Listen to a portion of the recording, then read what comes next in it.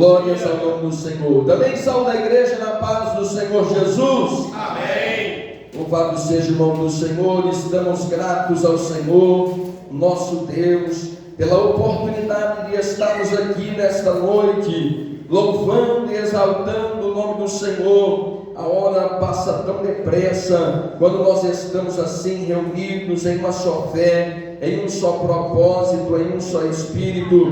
Mas bom é, na verdade, nós nos encontrarmos para bendizer e glorificar o nome do Senhor. Se aqui adoramos e sentimos a alegria do Espírito em nosso coração, a alegria da salvação na nossa alma, nos esforcemos para que estejamos unidos também no grande coral naquele dia, glorificando ao Senhor nas mansões celestiais. Amém? Vamos abrir a nossa Bíblia em primeira epístola de Paulo aos Coríntios, capítulo de número 15, no verso de número 50, para a nossa meditação. Primeiro aos Coríntios, capítulo de número 15, verso de número 50. Aleluia. Louvado seja o santo nome do Senhor. Enquanto você procura, se possível, glorifica a Deus, exalta o nome do Senhor, para que possamos juntos meditar nesta palavra em comunhão plena com o Senhor, por intermédio do seu Espírito Santo. Louvado seja o nome do Senhor. Esta palavra a qual nós precisamos escondê-la no coração, para não pecarmos contra o Senhor nosso Deus. 1 Coríntios capítulo 15, verso de número 50, quem encontrou diz amém. Amém. Louvado seja Deus. Diz assim a palavra do Senhor: e agora digo isto, irmãos, que carne e sangue não podem herdar o reino de Deus, nem a corrupção herda a incorrupção.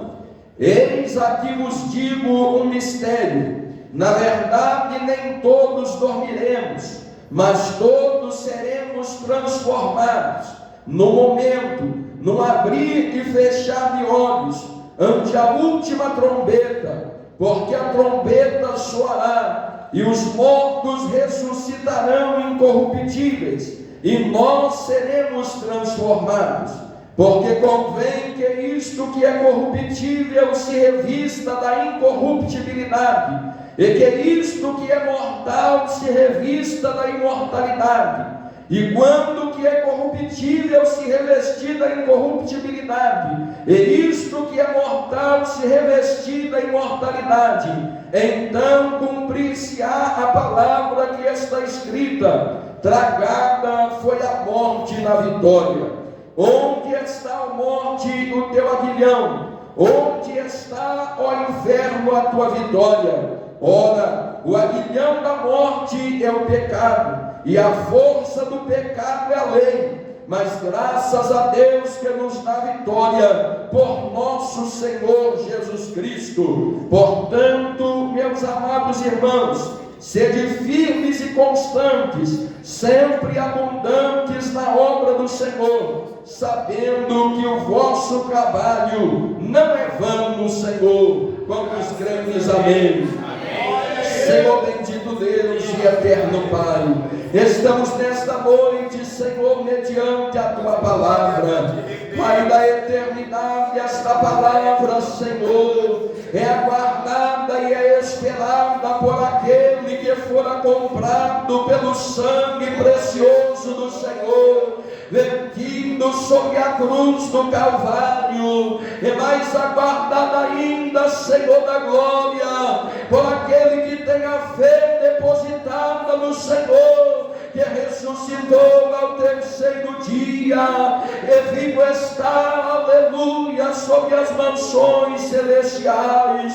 Pai da eternidade, nós pedimos ao Senhor nesta noite, que possa testificar, Senhor, a veracidade, a verdade da Tua palavra em nosso coração, no meio da igreja do Senhor que aqui se encontra, para que seja, Senhor, reavivada a chama do Espírito do Senhor sobre nós, para que possamos, Senhor, aguardar firmes, aleluia, perseverando na Tua palavra, nesta noite, em nome do Senhor Jesus. Amém.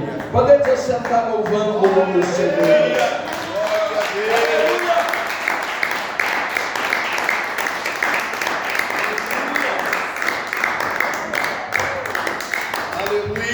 Glória a Deus. Exaltado é o santo nome do Senhor Jesus. Graças a Amados Deus. irmãos, esses versículos que nós meditamos na palavra do Senhor nosso Deus são de uma profundeza muito extrema, muito grande. Nós observamos que o nosso irmão, o apóstolo Paulo, Deus fez o nosso irmão apóstolo Paulo saber que os mortos ressuscitariam por uma transformação instantânea mediante o som da última trombeta.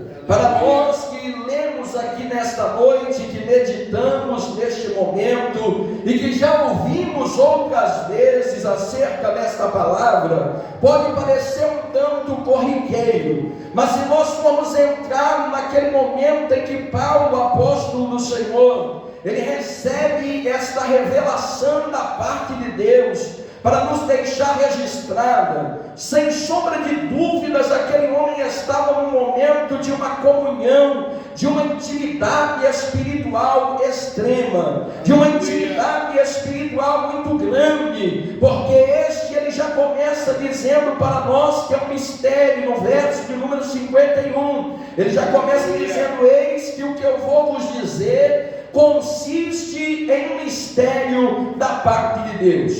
E como a palavra já nos sugere, mistério não é fácil de se compreender, porque se fosse fácil não seria mistério. Mistério não são todos os que sabem, porque se todos soubessem não seria também mistério. E é por isso que nem todos têm a capacidade, por intermédio do Espírito Santo de Deus, de compreender, senão aquele que nasceu em Cristo. Ninguém pode entender esta palavra se não tiver sido revelada pelo Senhor no seu interior, através do Espírito Santo de Deus.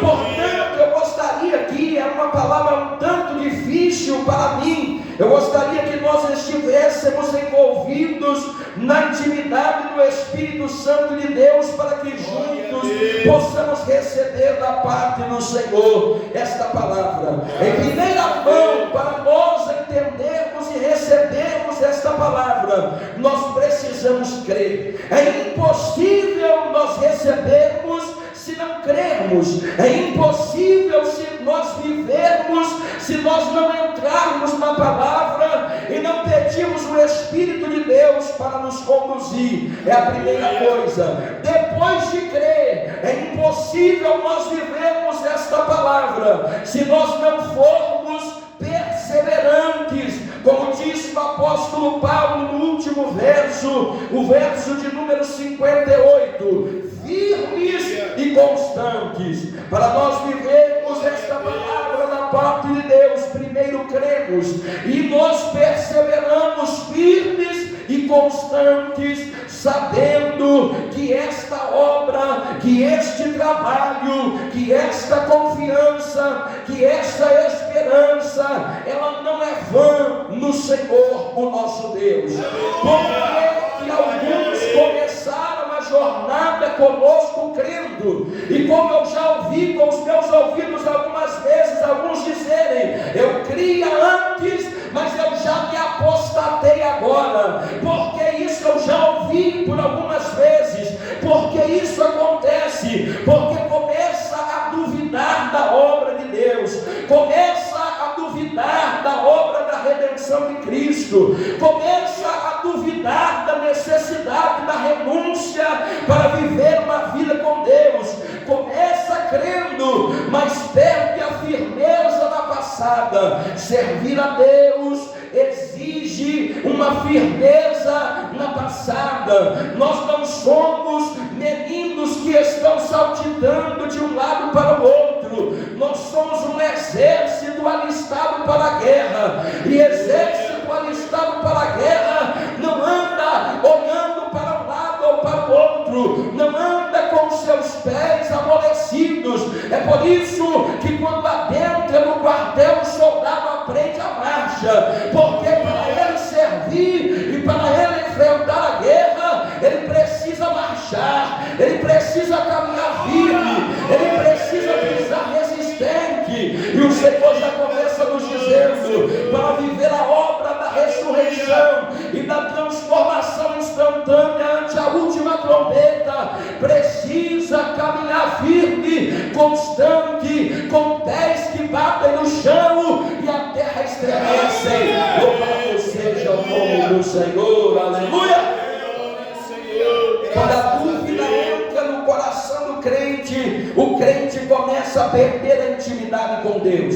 Quando ele pergunta: será que precisa eu renunciar isso mesmo para que o Senhor, Ele viva em mim? Será que precisa eu renunciar tudo isso para que o Espírito Santo de Deus ache morada em mim? É o momento em que as más conversações, que já foi dito através de uma confirmação do Senhor aqui em outras palavras, e não é à toa que é nesse capítulo 15 que o apóstolo Paulo fala da influência das más convivências e das más conversações aqui no verso 33. Ele diz isso para o nosso coração, que as más conversações, elas corrompem os bons costumes da caminhada do crente. É quando alguém chega para nós e insistentemente diz: olha, moça, você não precisa dessa renúncia toda para ser uma serva de Deus.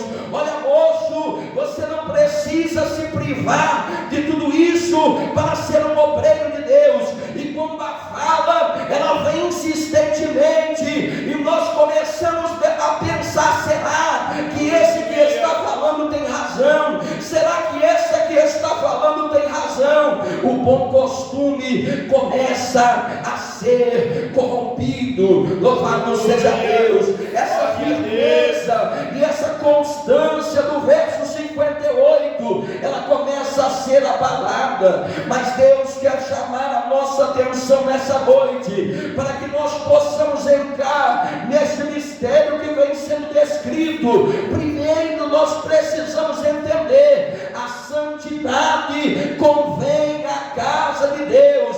Por isso a renúncia faz parte da vida daquele que serve a Deus.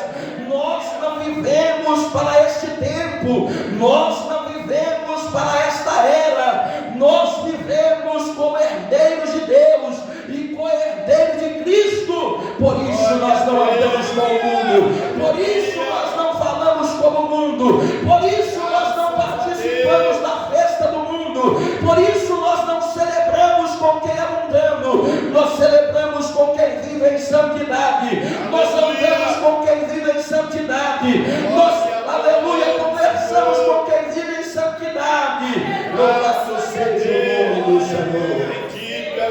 Senhor. E tem hora, meus irmãos, o crente ele não pode ter uma postura ignorante, entenda isso. Não estou dizendo que nós temos que responder a todos com o máximo da ignorância, mas nós precisamos entender que tem hora que a palavra ela tem que ser mais firme do que o normal. O que é isso? Se nós formos observar, ninguém se porta diante de um juiz, de um magistrado, e entra diante dele e começa a dizer como é que ele deve exercer o trabalho dele. Ninguém para diante de um policial e começa a lhe dizer como é que ele deve exercer o trabalho dele. Ninguém chega diante de um cirurgião e começa a ditar como é que ele deve fazer a cirurgia.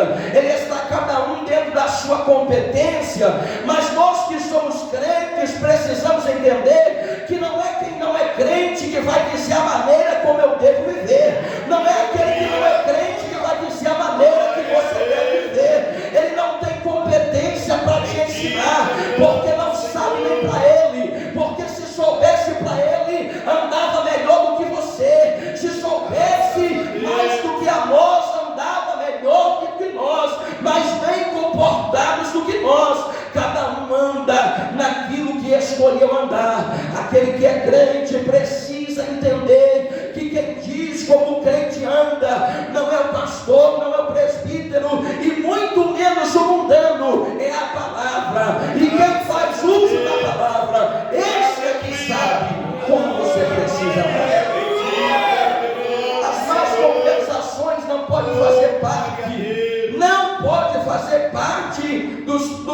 hall de conversas e de amigos. Nós estudamos no meio de muitas pessoas incrédulas. Nós não vamos viver no alto de uma montanha, isolado dentro de uma mata. Não é isso que o Evangelho está nos dizendo. Mas nós precisamos ter a nossa identidade. Tem gente que quando começa alguém soprar no seu ouvido: ah, mas você é tão bobo de andar assim. Ao invés de ter a identidade de crente, buscar ela e dizer: não, eu sou servo de Deus, é assim mesmo que eu ando. Começa a duvidar: coitado de mim, não estou gostando da maneira como eu ando, não estou gostando da maneira como eu vivo. Falta de identidade, falta de postura, falta de conhecimento da palavra. Porque se tu vivesse em mais oração, em mais jejum, em mais palavra, isso não te abalaria, isso não entraria no teu coração. Seja firme, constante,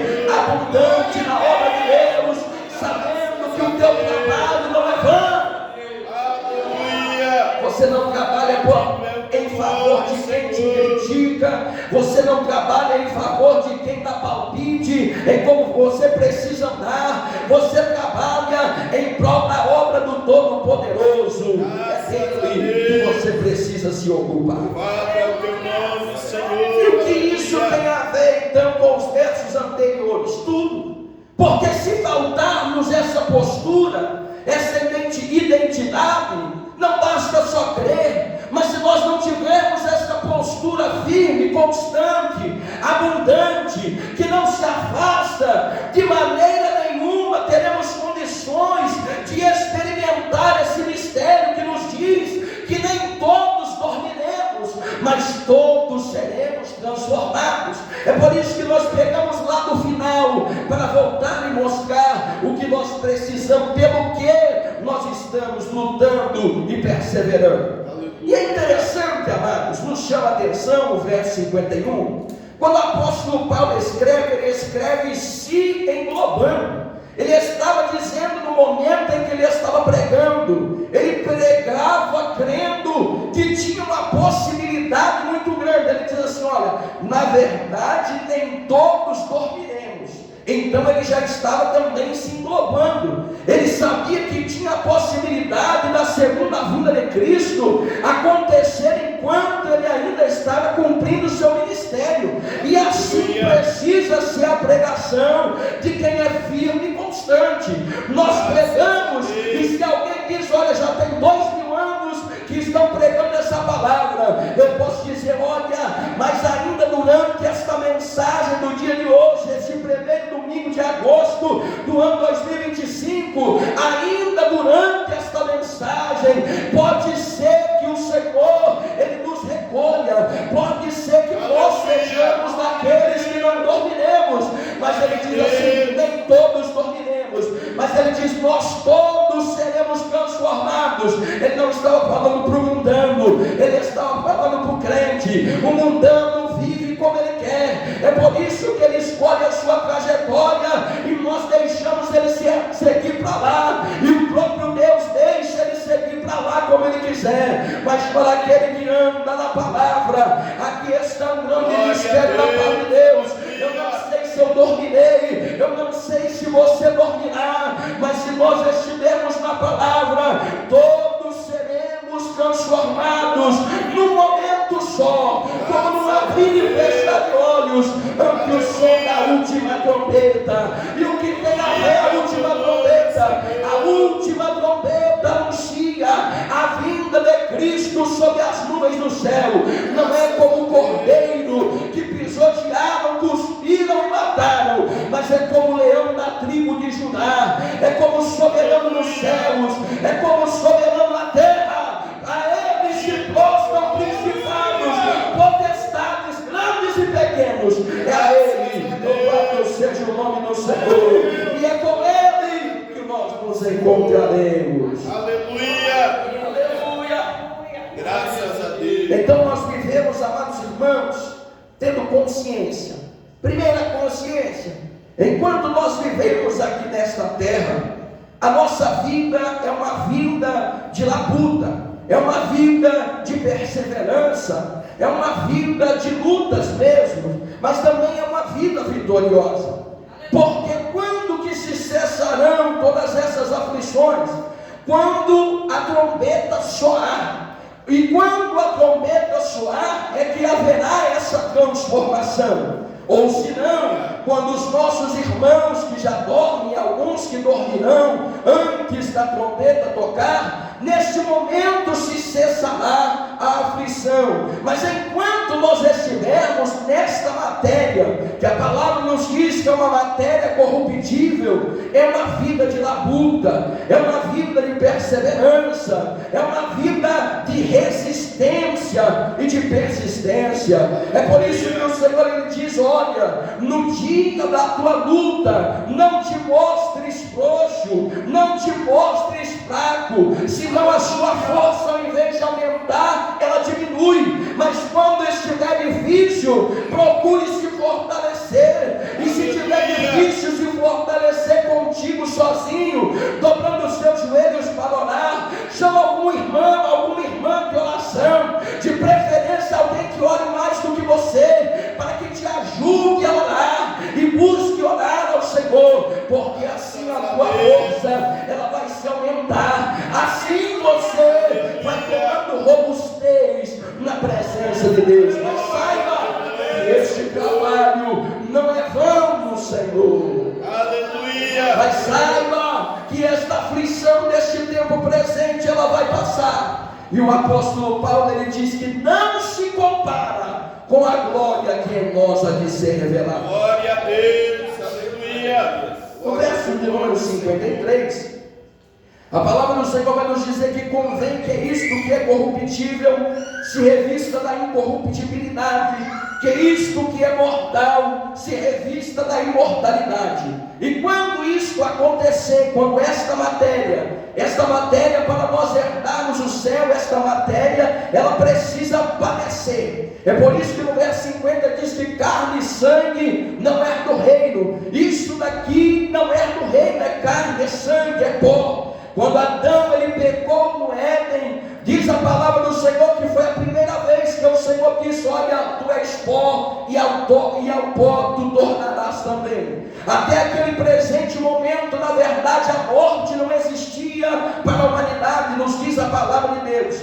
A morte física é uma consequência do pecado. Se nós formos observar, tanto é que até o dilúvio, a média de vida da raça humana era de aproximadamente 900 anos. Se nós pegarmos de Gênesis capítulo 1 até o capítulo de número 6, nós veremos isso. Quando chega a corrupção geral do gênero humano, no capítulo 5, o Senhor diz que reduziria esta média para 120 anos. Seria, ao invés de média, o limite máximo. E por que Deus faz isso? Porque quanto mais tempo o homem vive sobre a terra, mais exposto ele está ao fracasso, mais exposto ele está a perder a firmeza e a constância. Alguns o Senhor vai dar uma vida mais extensa sobre a terra. Isso é bênção, é, amém. Receba e tome posse, mas viva debaixo da cobertura do sangue do Senhor, porque se for sair de debaixo dela, melhor é partir antes do tempo, melhor é partir no tempo antecipado, porque viver muito aqui sobre a terra, mas distante da graça de Deus, é o maior de todos os prejuízos que o ser humano pode experimentar. Por isso o Senhor limitou o tempo do homem a 120 no máximo. Moisés, quando ele escreve o Salmo de número 90, ele já vai dizer: olha, na verdade bom é se o tempo do homem for 70 ou até 80 anos. E eu acho interessante porque Moisés escreve isso e ele foi chamado por Deus para falar a Faraó aos 80 anos, e ele já sabia que até ali ele tinha enfrentado enfados e cansaços suficientes.